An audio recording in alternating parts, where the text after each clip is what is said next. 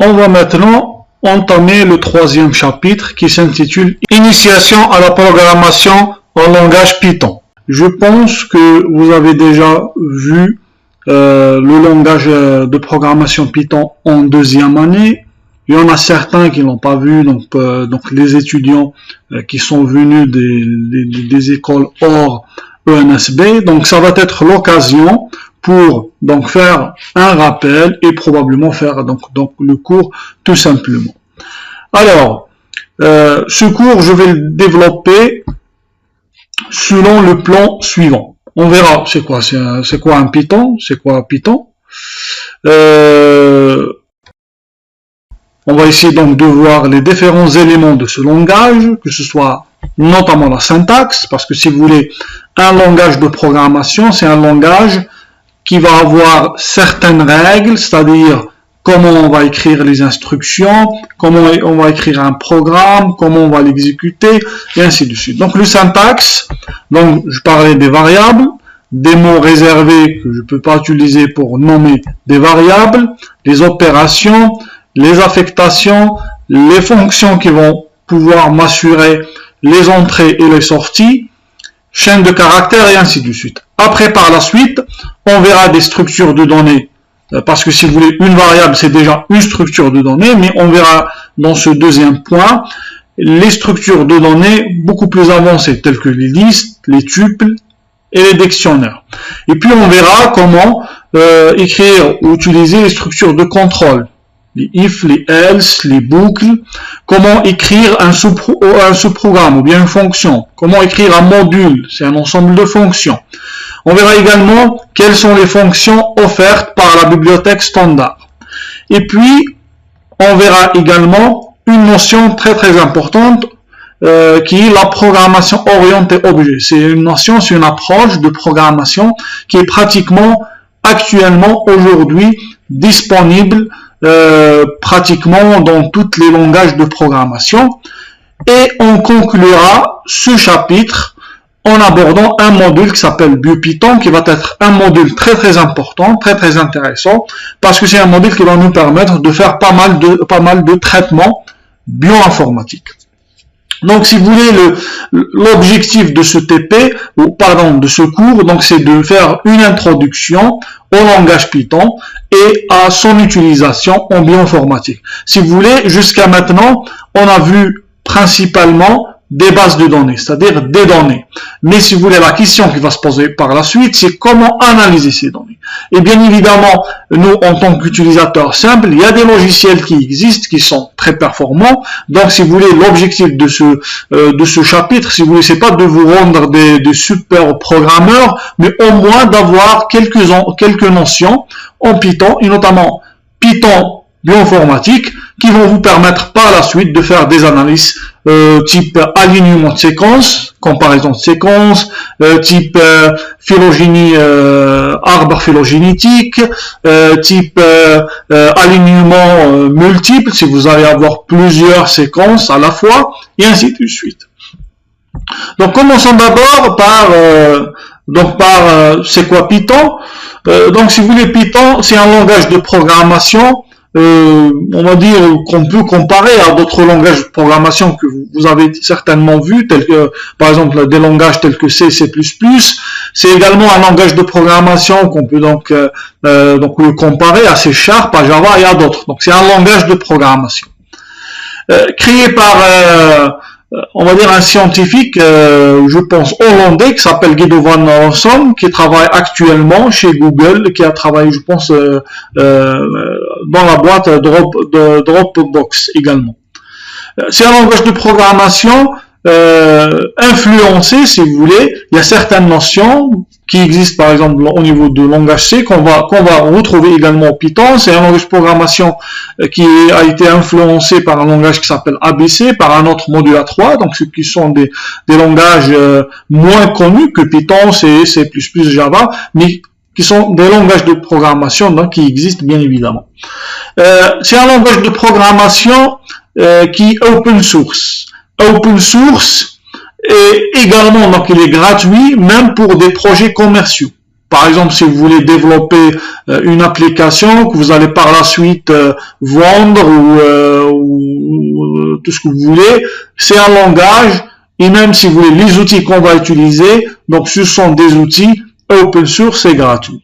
Alors, il est géré actuellement par une fondation, c'est le cas pratiquement de tous les logiciels, de tous les programmes open source. Généralement, il y a des fondations, bien des associations qui vont le gérer, si vous voulez. Donc, pour Python, donc il y a le Python Software Foundation sur ce lien, qui vous permet bien évidemment de télécharger des outils de base pour Python. Vous allez voir, nous, par exemple, pour programmer en Python, on va utiliser un éditeur qui s'appelle Anaconda.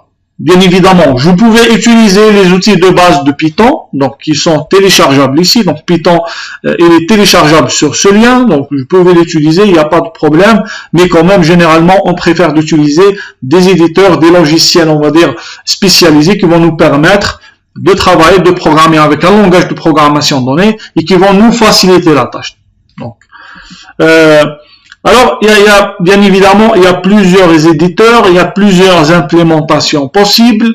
Par exemple, si on prend un langage tel que C++, donc il y a par exemple Visual C++, il y a Dev C++, il y a d'autres si vous voulez. Pour un même langage de programmation, généralement, on va avoir plusieurs implémentations qui vont essayer plus ou moins donc d'implémenter les règles qui entourent ce langage de programmation. Et Python donc n'échappe pas à la règle. Donc il y a plusieurs, si vous voulez, il y a plusieurs implémentations. Il y a le CPython, qui est vraiment pratiquement l'implémentation par défaut, qui est téléchargeable ici. Vous allez avoir IronPython, JPython, et ainsi de suite. Ou bien Jython, pardon. Alors, la première version, c'est un langage quand même qui est relativement, si je le compare à C, ou c'est quand même relativement jeune. Si je le compare, par exemple, par rapport à un langage tel que C#, il est relativement vieux. Donc, la première version a été lancée en 1991. La version actuelle, donc, quand je dis actuelle, donc c'est la version de février 2020, c'est 3.8.2. Probablement, aujourd'hui on est dans le mois de mai, donc probablement il y a une autre version, mais on va dire la version actuelle est 3.8.2. Alors, si vous voulez, Python a deux versions principales. Il y a la version Python 2 et puis Python 3. Et si vous voulez, c'est vrai, il s'agit toujours du même langage de programmation, mais vraiment, il y a certaines règles qui ont changé de Python 2 par rapport à Python 3. Si vous voulez, jusqu'à maintenant, on continue toujours si vous voulez, à proposer des mises à jour en ce qui concerne Python 2 en parallèle avec Python 3. Si vous voulez, un programme qui est créé en Python 2 ne va pas être exécuté en Python 3. Si vous voulez, je ne vais pas dire qu'il s'agit de langages différents, mais bien évidemment, on est toujours avec Python. Mais si vous voulez, la syntaxe utilisée, il y a certaines règles qui vraiment changent de Python 2 par rapport à Python 3. Nous, on va utiliser Python 3. Bien évidemment, on va utiliser donc Python 3. Donc tout ce que on va développer ici, donc tout ce que je vais montrer, tout ce que je vais présenter comme règles sur la syntaxe, donc vont être en majorité des règles valables uniquement pour Python 3.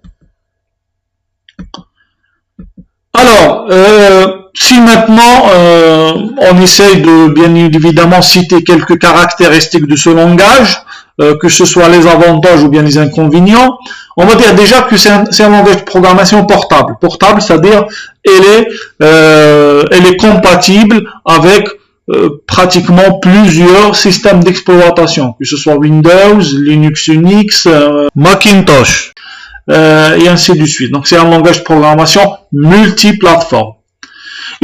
Python, c'est un langage interprété. Donc, je ne vais pas rentrer en détail, mais ce qu'on peut dire, généralement, les langages de programmation sont répartis en deux catégories. Donc, il y a les langages compilés et puis les langages interprétés.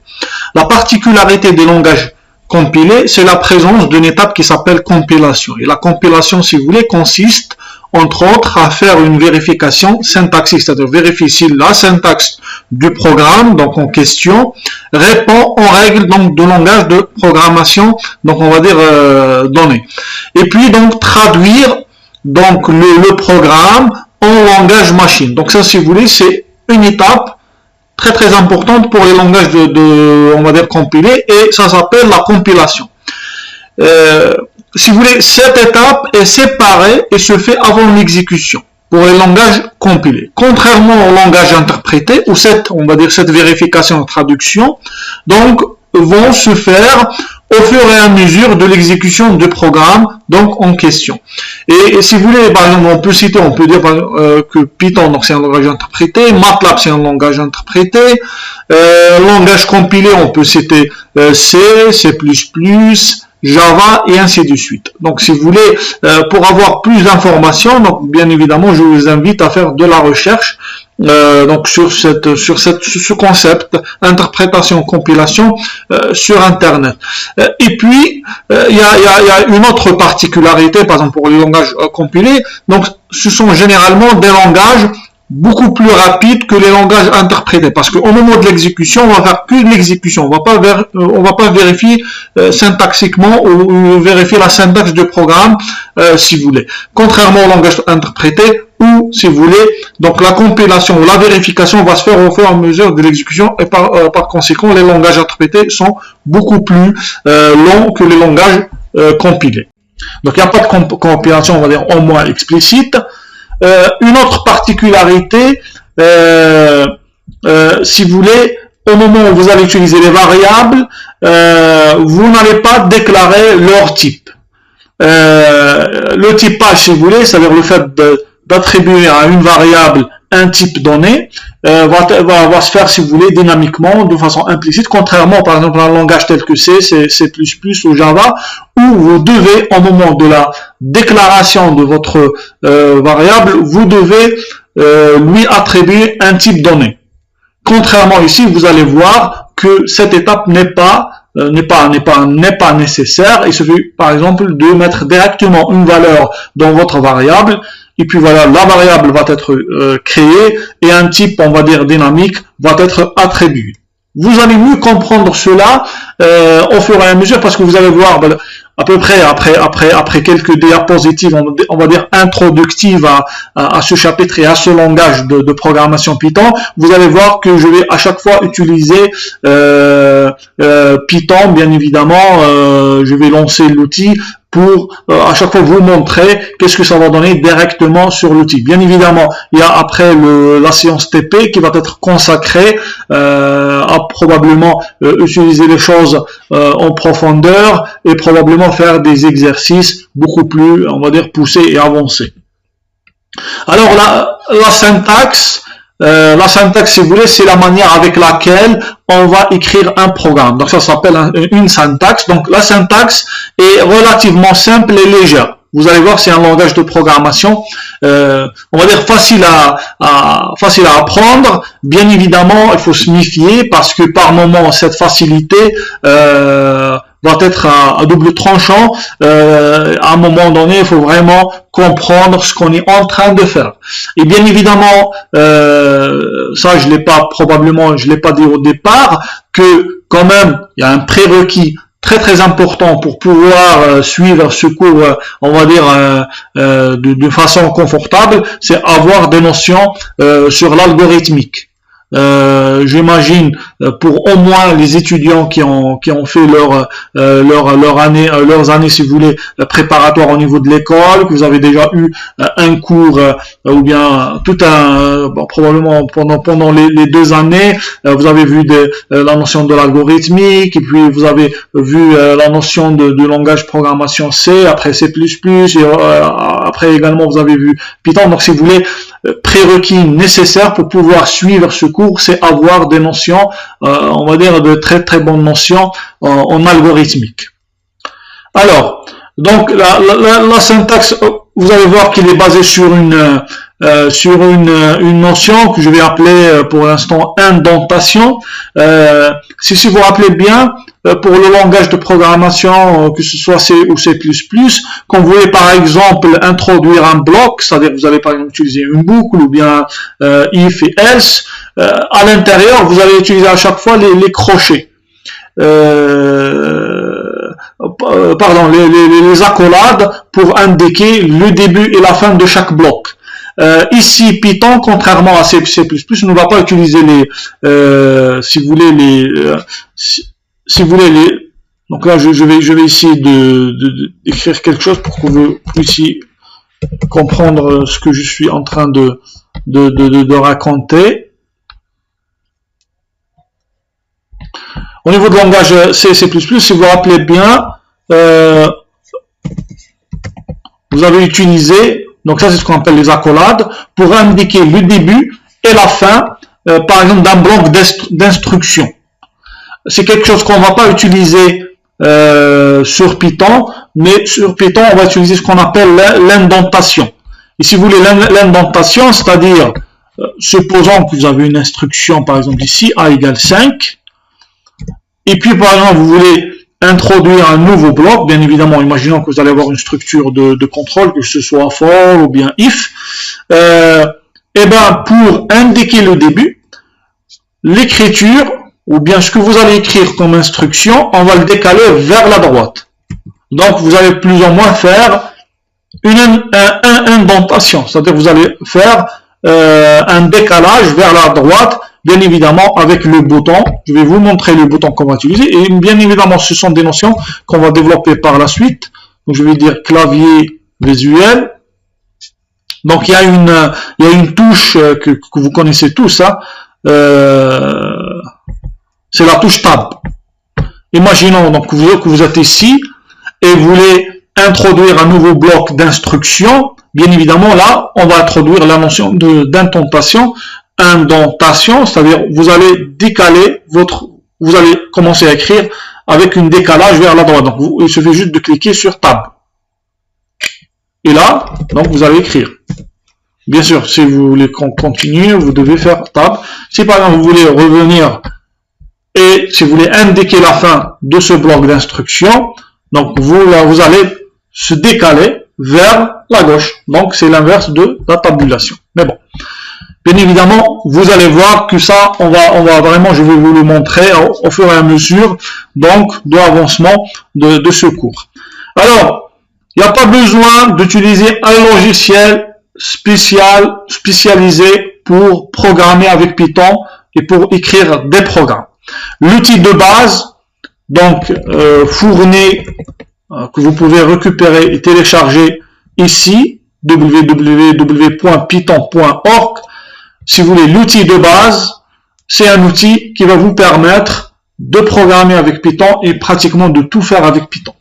Donc, il n'y a pas besoin d'un éditeur ou bien d'un logiciel IDE, c'est-à-dire environnement de développement intégré, pour programmer avec Python. Donc, l'interpréteur, si vous voulez, l'outil que vous allez toujours utiliser, c'est l'interpréteur qui va interpréter votre syntaxe Python en langage machine, va suffire largement. C'est un langage de programmation qui est relativement lent, c'est-à-dire au moment de l'exécution. Par exemple, si vous écrivez deux programmes équivalents, l'un dans le langage de programmation C et l'autre dans Python, on va dire équivalent, et par exemple, vous lancez le programme sur le même jeu de données, le programme de C va être beaucoup plus vite que Python. C'est comme ça. Et puis, c'est un langage qui est très utilisé dans le calcul scientifique. C'est un langage très utilisé à la mode dans tout ce qui est calcul scientifique, également dans tout ce qui est bioinformatique. C'est un langage très très utilisé. Si vous voulez Python avec un autre outil qui s'appelle R, c'est un outil beaucoup plus pour la modélisation et pour utilisation statistique. Python et R sont pratiquement aujourd'hui considérés comme les outils de programmation les plus utilisés en bioinformatique. Alors, pour commencer, bien évidemment, moi, vous allez voir, je vais essayer donc d'utiliser l'interpréteur Python au fur et à mesure, bien évidemment, au fur et à mesure, pour bien évidemment vous montrer à chaque fois les choses directement, comme ça vous allez mieux comprendre. Donc moi pour se lancer, il suffit juste que j'utilise l'interpréteur par défaut. Donc si vous voulez, vous allez voir probablement dans les prochains jours, on va mettre sur la plateforme Moodle, donc sur l'espace bioinformatique 1 de la plateforme Moodle, on va vous montrer comment installer Python et notamment comment installer le logiciel, donc le IDE Anaconda. Et par la suite, donc en Anaconda, on va les utiliser beaucoup plus pour, vous allez voir probablement quand on arrive à des notions beaucoup plus avancées dans le cours. Et Anaconda, c'est un logiciel qu'on va utiliser beaucoup plus au niveau de TP. Donc moi, pour l'instant, j'ai déjà téléchargé Anaconda, je l'ai déjà installé, donc je vais utiliser l'interpréteur par défaut. Bien évidemment, supposons que vous avez déjà téléchargé Anaconda, donc il suffit d'aller sur Anaconda et puis lancer Anaconda prompt, donc plus ou moins l'interpréteur, ou bien l'invité de commande. Et après, il suffit que j'écrive Python. Et là, je suis sur Python. Donc, si vous voulez comment savoir que vous êtes, donc ça, c'est lancer l'interpréteur en tapant Python, c'est ce que je viens de faire. Et puis, une fois que vous voyez donc les trois, plus ou moins, pas les trois flèches, mais les trois signes supérieurs, ça vous indique que vous êtes bien à l'intérieur de l'interpréteur. Donc là, je suis à l'intérieur de l'interpréteur. Donc si j'écris n'importe quoi, ça va déjà commencer à me signaler des erreurs si vous voulez. Alors, donc après avoir plus ou moins introduit ou fait une petite introduction, donc maintenant je vais essayer donc de développer les différents points donc du plan que j'ai présenté tout à l'heure. Alors commençons bien évidemment. Pratiquement dans n'importe quel langage de programmation, la première chose avec laquelle on va commencer, c'est les variables. Et si vous voulez, la variable, donc c'est une notion que j'imagine que vous avez déjà vue, mais bon, je vais faire un petit rappel. Une variable, c'est quoi? C'est une sorte d'objet qui va nous servir à sauvegarder des valeurs bien particulières. Donc cet objet, on le nomme dans les langages de programmation une variable. Et cette variable, bien évidemment, va avoir un certain nom. Et si vous voulez, le contenu, la valeur qu'on va mettre dans cet objet, dans cette variable, il y a plusieurs types si vous voulez, il y a plusieurs types de variables. Donc, il y a les types entiers, type réel avec les virgules, et bien évidemment, avec plusieurs formats possibles. Donc, par exemple, 5,78, bien évidemment, le séparateur qui va séparer la partie entière et la partie décimale, c'est le point. Et puis, par exemple, vous pouvez écrire moins 0,785 avec cette façon-là. Bien évidemment, on peut même présenter un nombre réel au niveau de Python sous cette forme, 5,89 fois 10 puissance moins 12.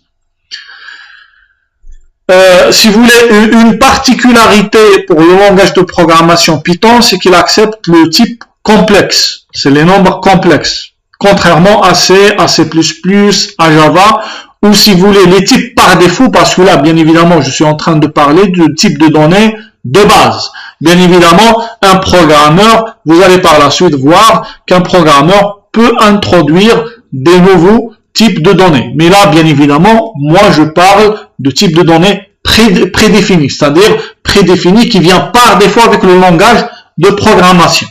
Il y a également parmi les types de données de base, vous allez voir le type de données booléen pour dire est-ce que vrai ou faux. Donc c'est true et false. Et bien évidemment, ici, il faut bien respecter ce que vous voyez ici. Donc true, c'est avec un T majuscule et le reste, c'est en minuscule. Parce que si vous mettez ça tout est majuscule ou bien tout est minuscule et ainsi de suite, ça va pas être accepté. Donc là, si vous voulez, je commence déjà à vous donner les différentes règles à respecter, bien évidemment, si vous voulez utiliser Python. Et bien évidemment, pour l'instant, je suis dans la partie toujours variable. Et puis, j'ai également un autre type de base qui s'appelle les chaînes de caractères. Donc, si vous voulez, pour représenter un mot, une phrase, un paragraphe et ainsi de suite. Et si vous voulez, les chaînes de caractères, contrairement aux autres types de données, pour les utiliser, il faut introduire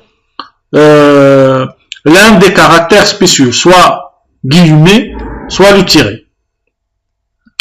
Et bien évidemment, et ça je l'ai déjà cité dans les caractéristiques de langage de programmation Python, c'est que j'ai pas besoin de déclarer explicitement une variable. Contrairement par exemple à C et C++. Vous allez mieux comprendre cela au niveau de l'interpréteur juste après. Donc alors, une variable doit avoir un nom. Bien évidemment, parce que là, j'ai essayé de simplifier la notion de variable en disant que c'est un objet qui va contenir une certaine valeur. Bien évidemment, cette valeur peut prendre plusieurs valeurs possibles, ou bien pour cette valeur, plusieurs types de données sont possibles, donc entier, réel, complexe, booléen, chaîne de caractères et ainsi de suite. Et bien évidemment, cet objet doit avoir un nom pour que je puisse le manipuler, l'utiliser et ainsi de suite. Alors, pour le nommage d'une variable, donc il y a certaines règles, donc je ne peux pas donner n'importe quel nom. Alors, la première règle, c'est que le nom d'une variable doit impérativement commencer par une lettre. Une lettre, cela veut dire tout l'alphabet, de A à W, X, Y, Z. Donc par exemple, il n'y a pas une variable qui commence par exemple le chiffre 1 ou 2, ou bien par un caractère spécial, tiré. Donc le nom de variable doit commencer impérativement par une lettre. Alors, pas d'espace sur le nom d'une variable. Ce que je peux utiliser, c'est par exemple utiliser le tiret. Par exemple, j'écris par exemple, je dis nom prénom, nom prénom. Alors, je ne peux pas utiliser les caractères spéciaux. Donc, ils sont là. Donc, le dièse, le point, le virgule, les parenthèses, crochet, accolade, plus, moins, et ainsi de suite. Alors là, il faut faire il y a quelque chose qui est très important, c'est que Python va prendre en considération les lettres majuscules et les lettres minuscules. Par exemple, si vous allez avoir par exemple une variable qui va s'appeler A, mais A majuscule, et vous allez par exemple juste après utiliser une autre variable A minuscule. Alors le A majuscule et le A minuscule, c'est deux variables différentes. Il ne s'agit pas du même variable. Donc si vous voulez, Python, comme pratiquement pas mal de langages de programmation, fait la différence entre une lettre majuscule et une minuscule au niveau du nom de variable. Alors, il y a une dernière recommandation. Il faut éviter d'utiliser les mots-clés. Il y a des mots-clés qui sont déjà réservés pour définir le langage de programmation qu'il ne faut pas utiliser, bien évidemment. Donc, ils sont là. Donc, il y a à peu près 35 mots-clés, bien mots réservés, qu'il ne faut pas utiliser. Par exemple, je ne peux pas nommer une variable avec, par exemple, is, bien avec false, avec un F majuscule. Bien sûr, F minuscule, je peux le faire.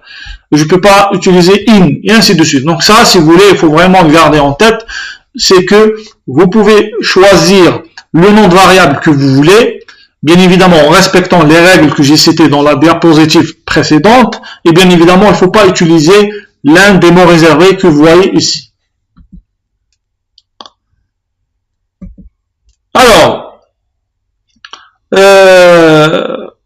Alors, une fois donc on a vu cette notion de variable, alors les opérations que je peux faire sur bien les différentes opérations donc, que je peux faire, donc pratiquement ce sont les mêmes opérations qu'on retrouve un peu partout dans les langages de programmation. Donc il y a la multiplication, donc la multiplication des nombres, 5 fois 10, 5,5 fois 10, je peux faire de la multiplication, si vous voulez, sur tout type on va dire, de nombres. Donc, je peux faire de la multiplication sur un nombre entier, nombre réel, un nombre complexe, et ainsi de suite. Une particularité de Python, c'est que également, je peux faire de la multiplication, par exemple, sur des chaînes de caractères. Par exemple, en faisant bonjour fois 2, le résultat, c'est bonjour 2 fois. C'est par exemple pour dupliquer une chaîne de caractères donnée. Alors, pour l'addition, la même chose pour les nombres, et je peux également faire de l'addition sur des chaînes de caractères. Par exemple, le fait de concaténer ou d'ajouter une chaîne de caractères sur une autre. Par exemple, si je fais ABC plus DEF, donc le résultat, ça va être ABCDEF. Alors, parmi les opérations que je peux utiliser également, opérations plus ou moins arithmétiques, donc vous avez la soustraction. Bien évidemment, la soustraction, je ne peux pas le faire sur les chaînes de caractères, c'est uniquement sur les entiers, sur les nombres, que ce soit entiers, réels ou complexes. Il y a également une autre opération, c'est l'opération de la division. Et là, il s'agit bien évidemment de la division réelle. Donc, si je fais 5 sur 10, ça va être 0,5. Si je veux utiliser une division entière, où le résultat va être un résultat entier, donc c'est donc si vous voulez, c'est l'opérateur de la division 2 fois. Alors, pour le modulo, donc c'est le pourcentage. Si vous faites 5 pourcentage 2, c'est-à-dire quel est le reste de la division entière de 5 sur 2. Donc c'est 1. Après, il y a un autre opérateur qu'on peut également citer pour Python, c'est étoile 2 fois. Étoile 2 fois, c'est pour dire la puissance. Donc si vous faites 5 étoile 3, cela veut dire 5 puissance 3. C'est-à-dire 5 fois 5 fois 5. Donc 5 fois 5 c'est 25, 25 fois 5, donc c'est 125. Alors ça, donc, ce sont les opérations que je peux faire, si vous voulez, grosso modo. Il y en a d'autres, hein, mais moi j'ai cité les principales opérations plus ou moins arithmétiques que je peux faire au niveau de Python, que ce soit sur les nombres ou bien sur les chaînes de caractères. Il y a une autre on va dire une autre également opération, hein, on peut même la qualifier comme une opération que je peux faire sur une variable. C'est ce qu'on appelle l'affectation. Si vous voulez, l'affectation, c'est le fait de mettre quelque chose sur une variable, ou bien de changer la valeur d'une variable, de mettre quelque chose dans une variable, donc c'est ce qu'on appelle l'affectation. Si vous voulez, c'est pratiquement, je peux également la qualifier comme une instruction, c'est l'instruction de base pour pratiquement tous les langages de programmation. Le fait de mettre quelque chose dans une variable, de mettre une valeur dans une variable. La valeur peut être un nombre, peut être une chaîne de caractères, et peut être tout type de type de données que un programmeur peut définir par la suite. Alors, par exemple, donc là, par exemple, si je m'amuse à utiliser donc l'interpréteur par défaut, que je vais bien évidemment utiliser au fur et à mesure pour donc vous montrer les différentes mentions de ce cours. Par exemple, si je fais A égale 6, cela veut dire que je vais créer une variable qui s'appelle A, donc c'est la partie gauche. Donc la partie gauche, si vous voulez, d'une affectation, c'est toujours une variable. Donc si je fais donc le fait d'écrire ça, donc ça c'est une instruction en Python pour dire que je vais mettre la valeur 6 dans la variable A. Alors là, probablement, oui. Alors pourquoi?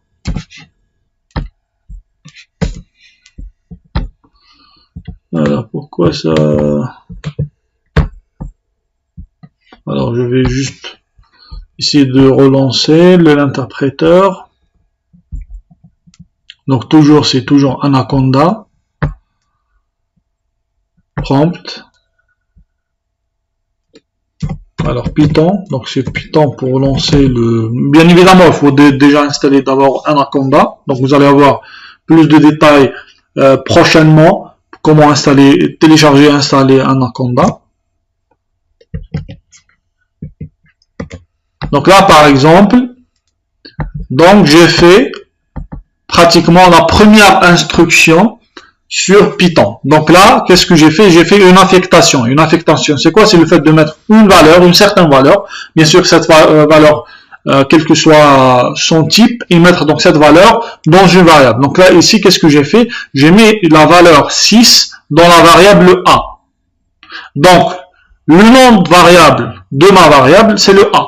Donc ça respecte bien, si vous pouvez bien évidemment vérifier, le nom de variable ici, si vous voulez, respecte toutes les règles que j'ai évoquées tout à l'heure. Par exemple, maintenant, si je veux faire une affectation beaucoup plus, avec une opération arithmétique, par exemple, je peux faire l'instruction qui vient juste après. Par exemple, je fais 56 fois 12 plus 15. Et bien évidemment, le résultat, je vais le retrouver par la suite dans la variable. Donc, par exemple, pour afficher le contenu de la variable, il suffit juste d'écrire le nom et de faire entrer. Par exemple, là, pour le A, c'est 6. Pour le B, c'est 687. Donc, ça, c'est une affectation.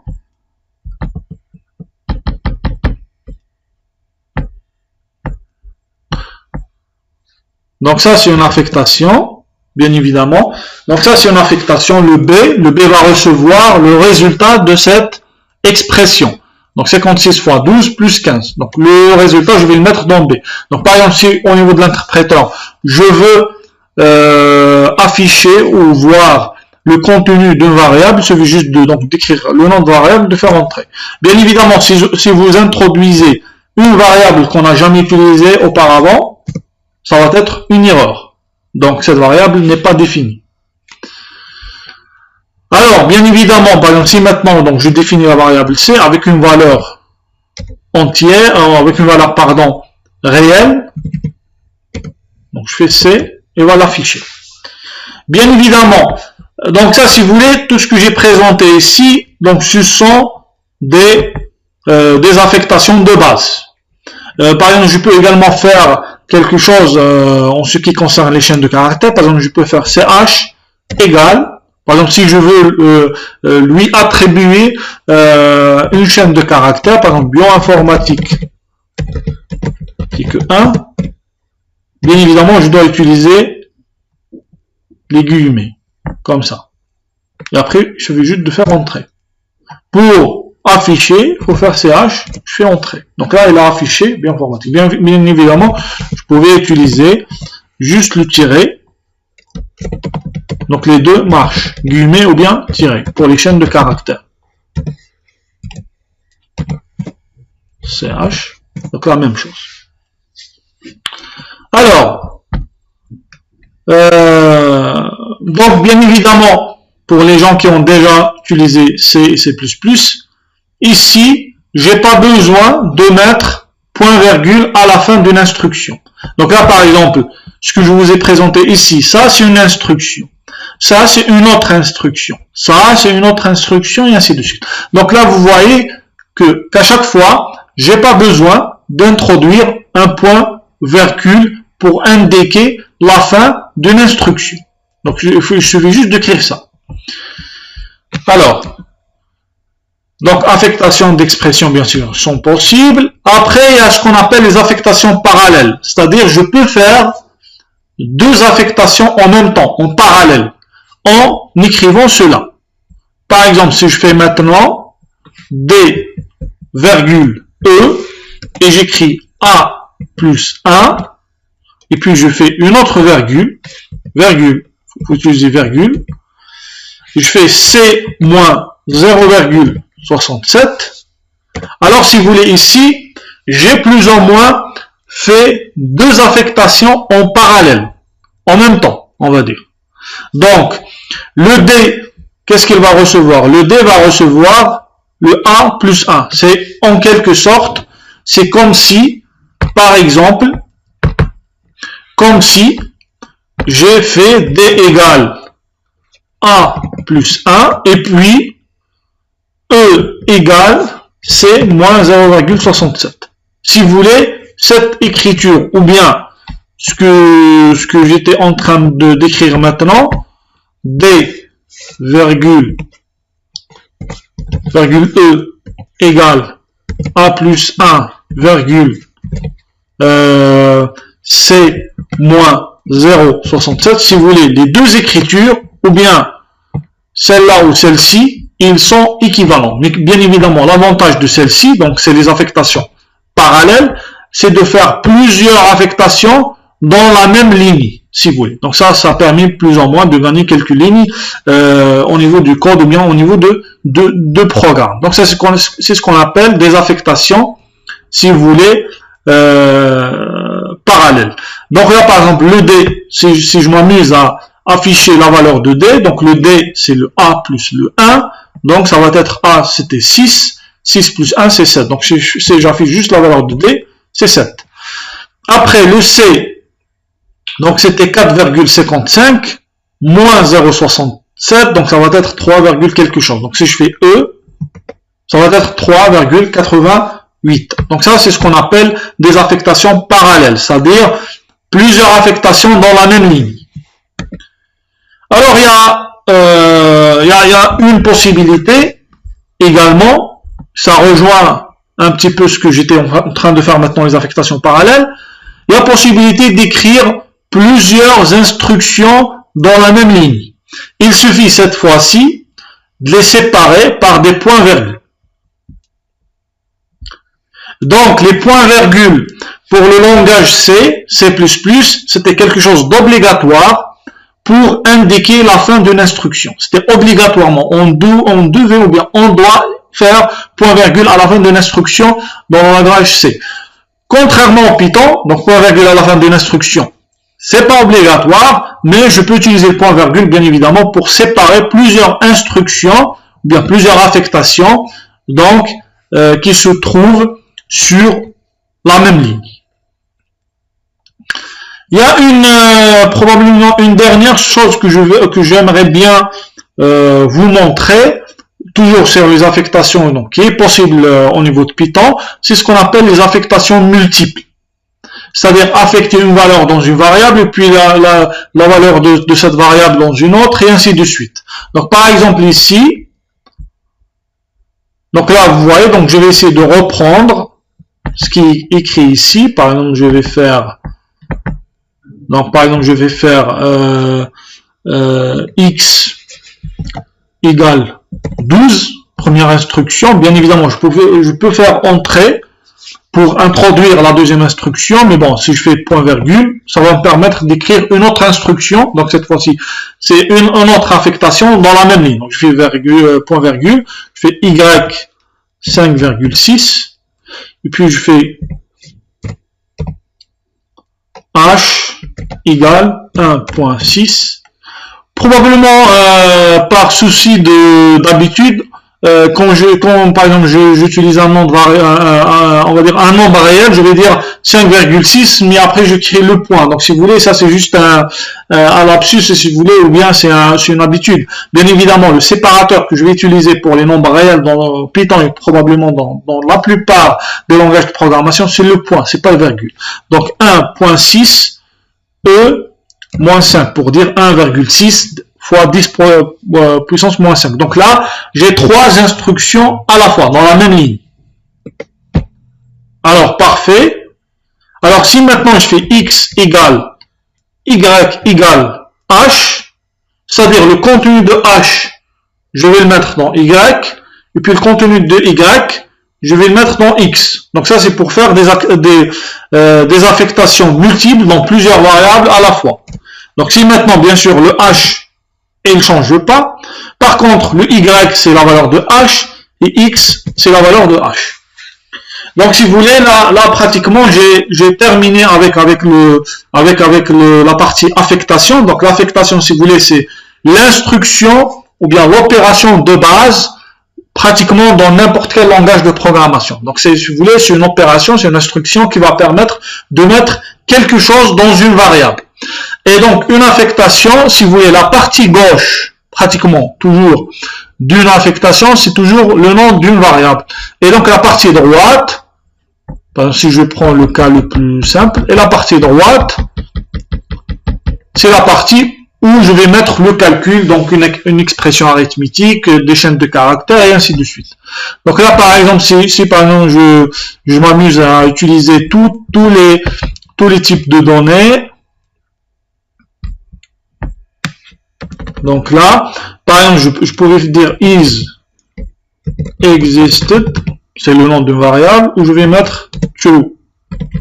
Si je mets true, il ne va pas l'accepter, parce que true, tout est en minuscule, il ne va pas le reconnaître. True minuscule, c'est pas une variable, donc j'ai pas défini ou déclaré une variable true.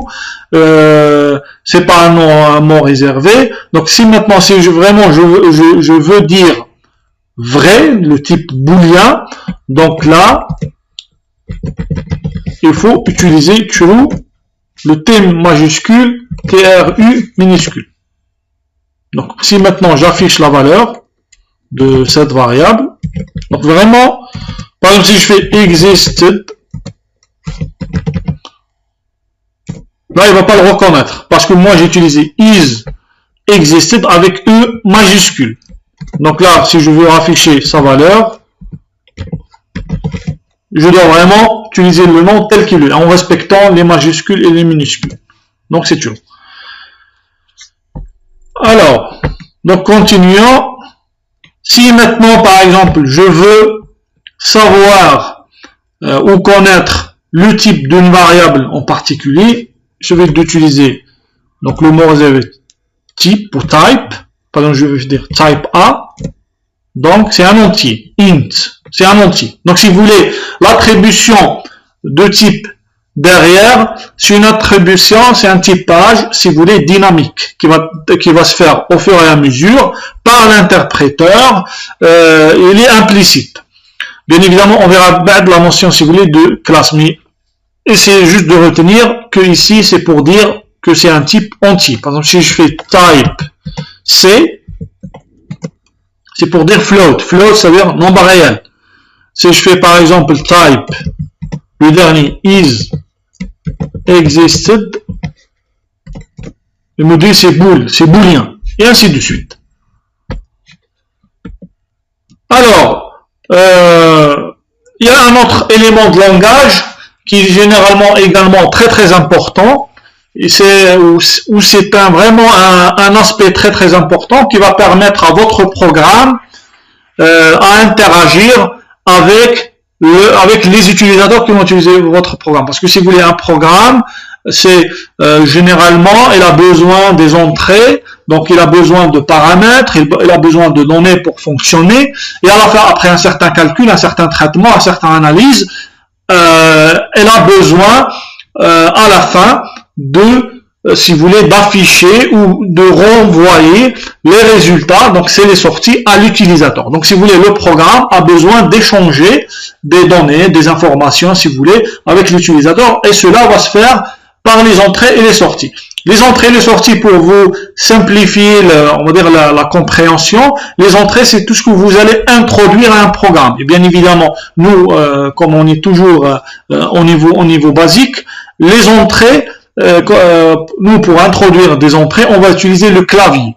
Donc, si vous voulez, le clavier, c'est le périphérique qui va assurer qu'un utilisateur puisse communiquer des informations, donc des entrées à un programme.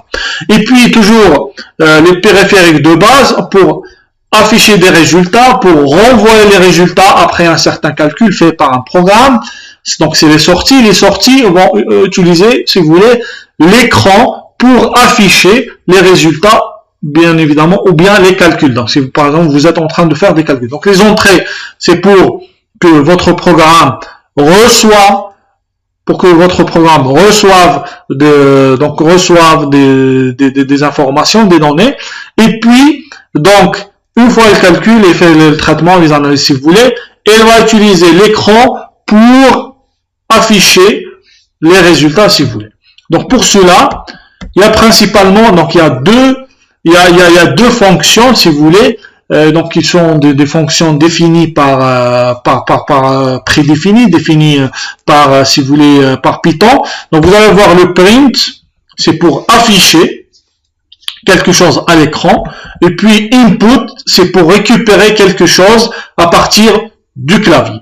Donc par exemple ici, si par exemple je veux afficher quelque chose, même si pour les variables, c'est très simple. Pour les variables, bien évidemment, pour afficher, il suffit juste d'écrire le nom de variable, de faire entrer, il va afficher le résultat. Mais bien évidemment, je peux le faire également avec print, parenthèse. Par exemple, je mets entre parenthèses, je mets le nom de variable, je ferme la parenthèse, il va afficher.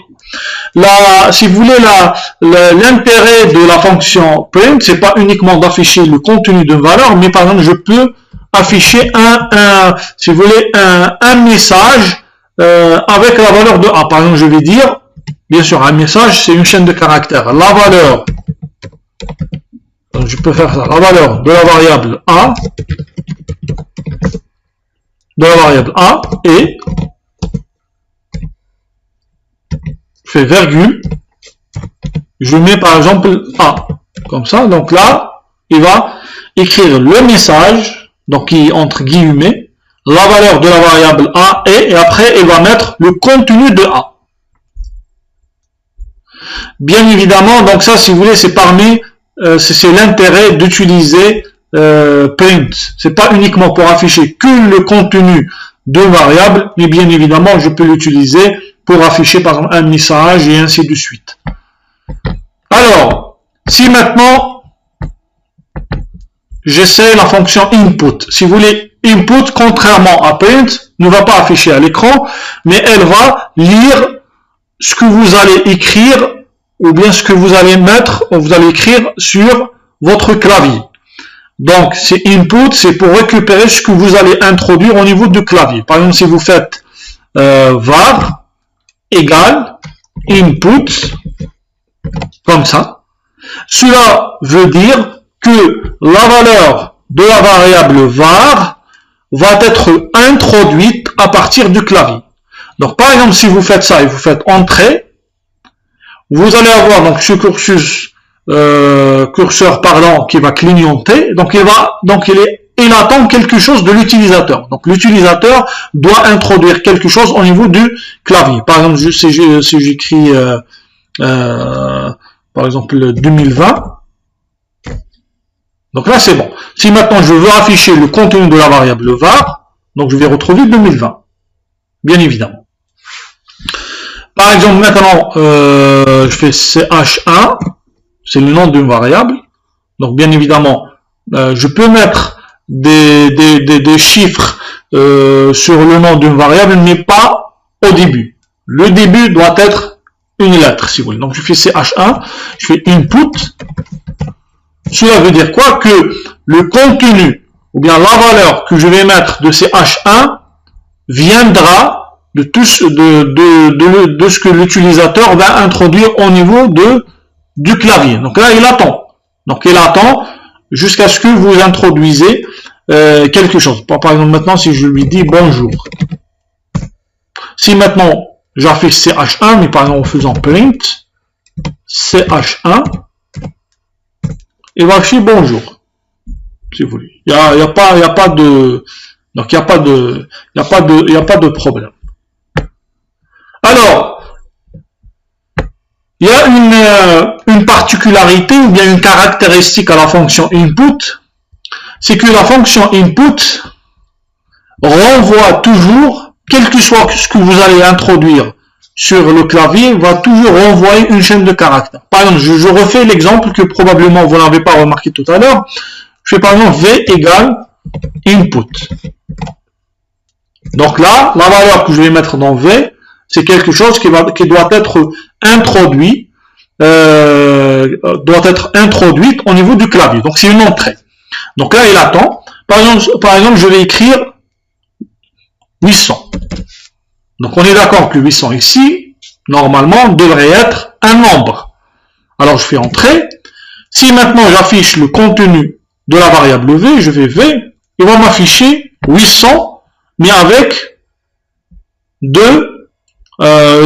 si vous voulez, c'est une chaîne de caractères avec les, si vous voulez, c'est pas les guillemets, mais bon.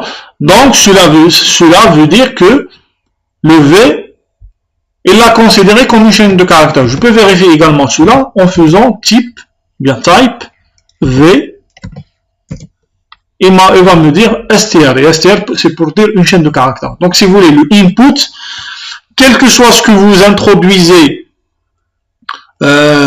sur le clavier, il va le concerner, il va le considérer comme une chaîne de caractères. Donc bien évidemment, par la suite, si vous voulez le